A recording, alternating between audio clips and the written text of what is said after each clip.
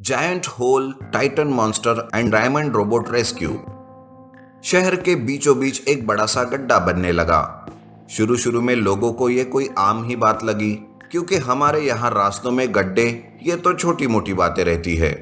पर धीरे धीरे वो गड्ढा बड़ा होता ही जा रहा था। लोगों के बार बार शिकायत करने के बाद आखिरकार उस गड्ढे को बुझाने की कोशिश की गई।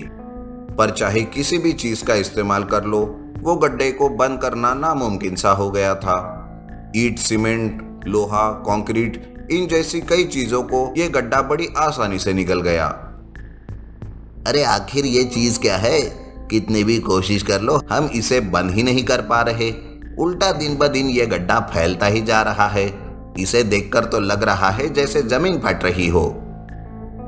हमने न जाने कितने टन मिट्टी, सीमेंट सब तो इसके अंदर डाला, पर ना जाने सब कहाँ गायब हो जाता है। ऐसा लग रहा है ये गड्ढा उन सब चीजों को निगल रहा है। अब क्या करे, कैसे इसे रोके? स्पेशल टीम आकर वहां छानबीन करने लगे कि आखिर इन सब की वजह क्या है। लोग परेशान वहां इकट्ठा होकर ये सब नजारा देख रहे थे कि तभी अचानक उस गड्ढे के अंदर से अजीब अजीब सी आवाजें आने लगी। सारे लोग डर के मारे पीछे हट गए। तभी अचानक उस गड्ढे से एक बड़ा ही भयानक और गंदा सा दिखने वाला हाथ बाहर निकला, जिसने एक बड़ी सी कुल्हाड़ी थाम कर रखी थी। वो एक टाइटन मॉन्स्टर था। उसे देखते ही लोग घबराकर इधर उधर भागने लगे। सब तरफ अफरा तफरी मच गई। बाहर आते ही वो मॉन्स्टर जोर जोर से दहाड़ने लगा। डरे हुए लोगों को देखकर वो मॉन्स्टर और भी ज्यादा खुश हो गया। अरे ये आफत कहाँ से आ गई? अब इसे कैसे रोके? इसे रोकना तो दूर की बात है, पहले यहाँ से भागो और अपनी जान बचाओ। इस भगदड़ में कुछ लोग घायल हो गए, तो कुछ लोगों को उस टाइटन मॉन्स्टर ने घायल कर दिया। टाइटन मॉन्स्टर लोगों को नुकसान पहुंचाने लगा, तब वो अपने विशाल कुल्हाड़ी के साथ आसपास की गाड़ियों और बिल्डिंगों को भी नुकसान करने लगा। बेचारे लोग दहशत में आ चुके थे। हॉस्पिटल की ओर वो बढ़ने लगा, जिसमें न जाने कितने लोग थे। उस हॉस्पिटल पर वो वार करता, इससे पहले ही उसकी कुल्हाड़ी को किसी ने हवा में ही पकड़ लिया। टाइटन मॉन्स्टर ने उस हाथ की तरफ देखा तो उस चमकते हुए हाथ से उसकी आंखें चौंधी आ गई। इसी का फायदा उठाते उस चमकती हुई हाथ ने टाइटन मॉन्स्टर को हवा में उछाल दिया। टाइटन मॉन्स्टर अंधेरे से आया हुआ था, इसलिए इतनी रोशनी को वो सहन नहीं कर पाया। उसका पाला डायमंड रोबोट से जो पड़ा था। जी हाँ, वो हाथ एक डायमंड रोबोट का था, जो लोगों को बचाने सही वक्त पर आ पहुंचा था। अरे देखो, अब तो डायमंड रोबोट भी आ गया। अब सब ठीक हो जाएगा, चलो यहाँ से। डायमंड रोबोट के चमक के सामने टाइटन मॉन्स्टर ने अपनी आंखें बंद कर दी और वो हवा में ही डायमंड रोबोट पर वार करने लगा, जिस वजह से उसका हर एक वार खाली जाता। और इसी का फायदा उठाते हुए डायमंड रोबोट उसे बुरी तरह से पीटने लगा। अब धीरे धीरे टाइटन मॉन्स्टर को उस रोशनी की आदत हो गई और वो अपनी आंखें पूरी तरह से खोलकर डायमंड रोबोट का सामना करने के लिए तैयार हो गया। बहुत देर तक वो दोनों एक दूसरे से लड़ते रहे। लड़ते लड़ते दोनों उस विशाल गहरे गड्ढे के पास पहुंच चुके थे। आखिरकार डायमंड रोबोट ने टाइटन मॉन्स्टर के सीने के बीचों बीच वार कर दिया, जिस वजह से वो बुरी तरह से घायल हो गया और वो पीछे हटते हटते उस गड्ढे में गिरने लगा कि तभी डायमंड रोबोट का हाथ थाम उसे भी गड्ढे में उसने खींच लिया और वो दोनों महारथी गड्ढे में गिरने लगे। लोग तो ये नजारा देखकर मायूस हो गए। उन्हें लगा कि डायमंड रोबोट भी अब खत्म हो गया। ओ नो, बेचारा डायमंड रोबोट भी उसके साथ उस गड्ढे में चला गया। अरे कहाँ गया? वो देख जरा उस तरफ। उस गड्ढे से बाहर निकलती तेज रोशनी चारों तरफ फैल गई। लोगों ने भी अपनी आंखें बंद कर ली। तब सब रोशनी कम हुई और लोगों ने आंखें खोलते ही वो हैरान और खुश हो उठे। डायमंड रोबोट उड़ता हुआ बाहर आ चुका था। बाहर आते ही उसने अपने डायमंड गन से उस पूरे गड्ढे को पूरी तरह से बंद कर दिया और फिर से उड़कर वहां से गायब हो गया। उसके जाते ही लोगों ने चिल्लाकर खुशियां मनाई। उन रास्तों को फिर से उसने पहले जैसे बना दिया। अब उस गड्ढे को खोदना किसी के बस की बात नहीं थी।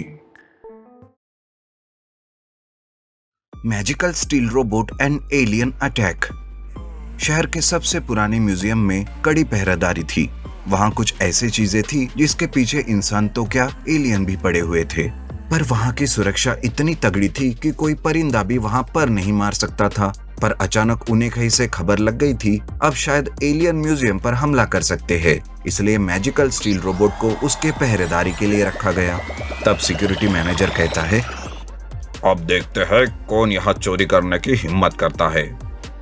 ये बात सुनकर वहाँ का गार्ड कहता है, सर, क्या आपको यकीन है कि ये रोबोट एलियन तक को रोक पाएगा? अब तो ये बात आने वाला वक्त ही बताएगा, पर इस रोबोट के अलावा हमारे पास और कोई ऑप्शन भी तो नहीं है।